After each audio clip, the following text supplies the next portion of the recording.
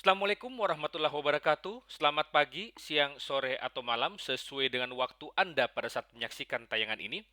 Kali ini kita akan membahas materi 5, perencanaan pengadaan yang merupakan salah satu materi dari pelatihan pengadaan barang atau jasa pemerintah tingkat dasar berdasarkan Perpres nomor 16 tahun 2018. Apa tujuan umum daripada pelatihan khususnya materi 5 ini adalah agar seluruh peserta memahami tentang perencanaan pengadaan barang atau jasa pemerintah melalui swakelola dan melalui penyedia. Ada 4 tujuan khusus pelatihan ini. Yang pertama adalah bagaimana kita memahami tentang definisi dan ruang lingkup perencanaan pengadaan barang jasa pemerintah, memahami bagaimana cara perencanaan pengadaan melalui swakelola, memahami tentang cara perencanaan pengadaan melalui penyedia, dan yang keempat adalah memahami pengumuman rencana umum pengadaan atau RUP. Nah, video kali ini akan membahas tentang definisi dan ruang lingkup perencanaan pengadaan barang atau jasa pemerintah. Kalau kita berbicara tentang masalah perencanaan pengadaan ini seperti yang sudah pernah dibahas dalam modul-modul yang lalu adalah tahapan pertama dalam pengadaan barang atau jasa pemerintah. Perencanaan pengadaan itu sendiri atau ruang lingkup perencanaan pengadaan itu telah ditetapkan di dalam pasal 18 ayat 1 Perpres nomor 16 tahun 2018. Kalau kita berbicara masalah perencanaan ini walaupun dia adalah tahapan yang pertama, tapi menurut saya adalah tahapan yang paling penting dalam semua pengadaan barang atau jasa. Mengapa? Apabila kita gagal dalam merencanakan, berarti kita merencanakan kegagalan.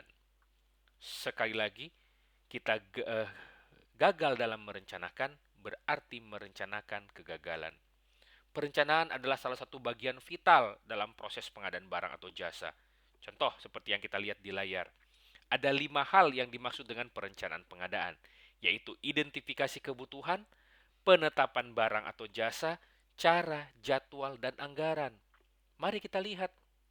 Kalau kita bicara masalah identifikasi kebutuhan saja, kita salah dalam mengidentifikasi kebutuhan. Yang kita identifikasi adalah keinginan, maka seluruh pengadaan yang kita hasilkan tidak akan memenuhi tujuan pengadaan. Tidak usah berbicara value for money, yang ada malah menghabiskan uang negara. Ini filosofi dasarnya. Perencanaan pengadaan barang atau jasa ini sendiri, ini adalah suatu tahapan pertama yang sangat berkaitan erat dengan perencanaan anggaran. Mengapa? Mari kita lihat. Di dalam pasal 18 ayat 2 dan ayat 3 jelas disebutkan bahwa perencanaan pengadaan dilakukan bersamaan dengan penyusunan anggaran. Bukan anggaran dulu baru perencanaan pengadaan. Tapi perencanaan pengadaan dilakukan bersamaan dengan proses penyusunan anggaran. Untuk APBN, seluruh tahapan ini, mari kita lihat di layar, seluruh tahapan ini mulai dari identifikasi kebutuhan, penetapan barang atau jasa, penentuan cara pengadaan, penetapan jadwal, dan penyusunan anggaran. Kalau APBN paralel dengan penyusunan rencana kerja kementerian atau lembaga. Apabila penyusunan perencanaan pengadaan ini untuk APBD, maka paralel dengan penyusunan rencana kerja dan anggaran perangkat daerah.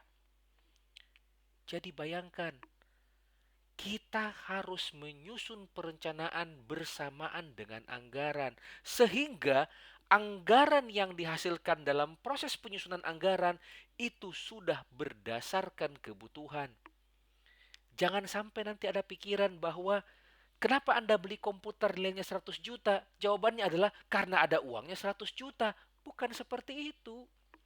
Tapi yang muncul adalah kita muncul anggaran komputer 100 juta karena kebutuhan saya adalah komputer dan nilai anggarannya adalah 100 juta rupiah.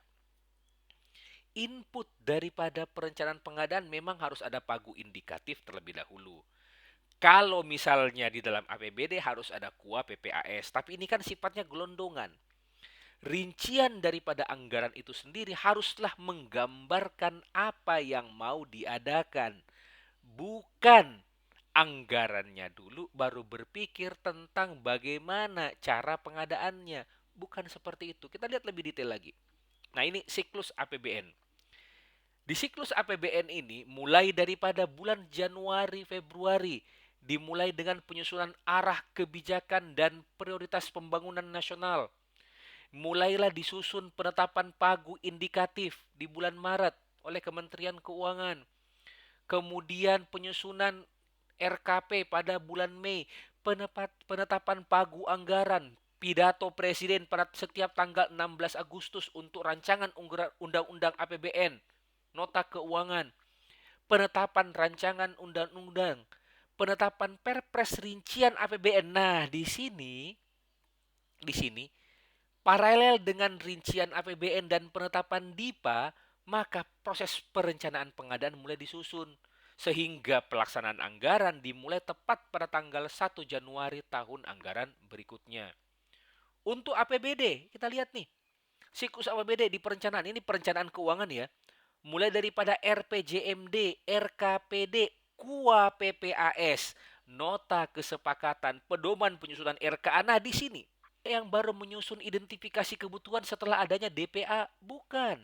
Identifikasi kebutuhan paralel dengan penyusunan RKA SKPD, rencana kebutuhan dan anggaran satuan kerja perangkat daerah.